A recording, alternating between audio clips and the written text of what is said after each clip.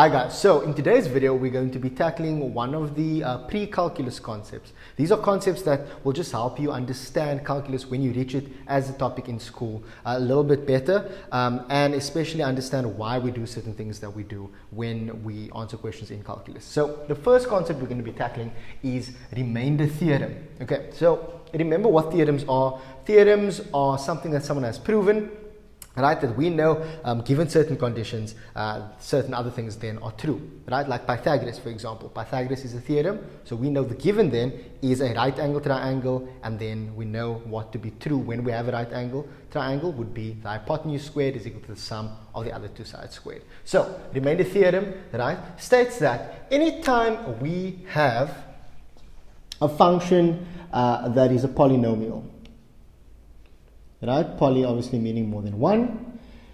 And we divide that by ax plus b. Ax plus b basically just being a linear expression, okay? For example, ax plus b could be x plus 1 or 2x minus 3 or anything like that, right? This is just an example. Okay, then in this example, my a would be the coefficient of x, which in this case is 1, and my b would be the constant, right, which in this case is also positive 1. Okay, both positives. Okay, so remainder theorem states that when we divide a polynomial function by ax plus b, the remainder of that function will be equal to a function of negative b over a. Basically meaning that when I sub in negative b over a into my original function over here, I will find out what the remainder of that division sum would be. Okay, so a quicker way to find negative b over a, obviously we could identify a and b and then just substitute it in, but also we can just solve for x technically, saying ax plus b equals to 0, right, and then solve for x. So for example, if I give you 2x plus 1, or at least 2x plus 1 is my ax plus b, then the value that I will substitute into my function will be 2x equals to negative 1, divide both sides by 2, negative a half. Right, so that's what I will substitute into my function to find the remainder. Okay, so next I'm going to be doing two examples just to illustrate how we actually determine my remainder, dividing it by an x plus b.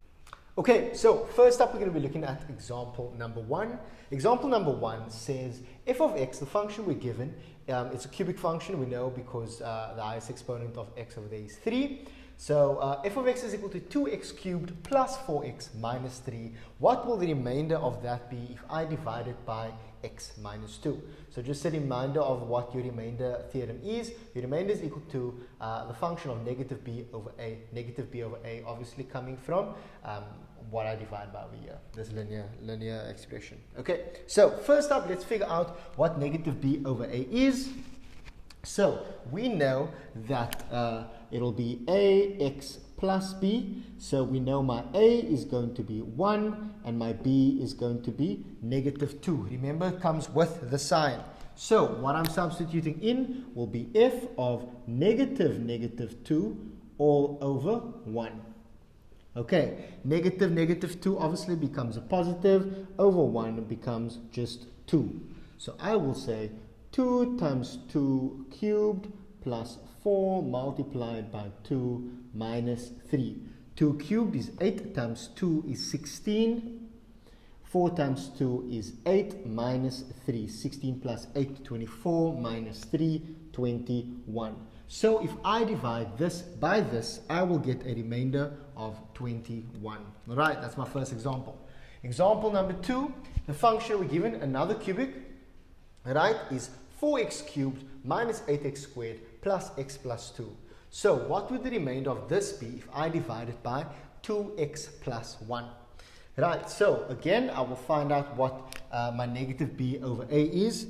I know that ax plus b, so my a is going to be positive 2, my b is going to be positive 1. All right, so now I will say, okay, f of negative b over a is the same as f of negative 1 over 2, so negative a half. I'm going to substitute that into my function and see what my remainder will be. So that'll be 4 times negative a half cubed minus 8 times negative a half squared plus negative a half plus 2. Right, also keep in mind and watch, every time I substitute in, whoa, it's just going smaller. Every time I substitute in, I substitute it in brackets, right? Especially, this is super important when there's negatives, because you don't want to be carrying signs wrong. You don't want that to be the reason you get the answer wrong. Okay, so negative half cubed, that's going to be negative 1 over 8. Negative a half squared will be a quarter. Negative half is just a negative half plus 2. So that will give me an answer of negative 1. Right, which means that if I divide this by this, I will get a remainder of negative 1. I think would be correct. Okay, so that is remainder theorem, pretty easy. What they could also ask you is maybe sometimes they give you the remainder and there might be a variable in one of these that you might have to solve for. But as long as you remember your remainder theorem, it shouldn't be a problem. Next up, we're going to be looking at factor theorem.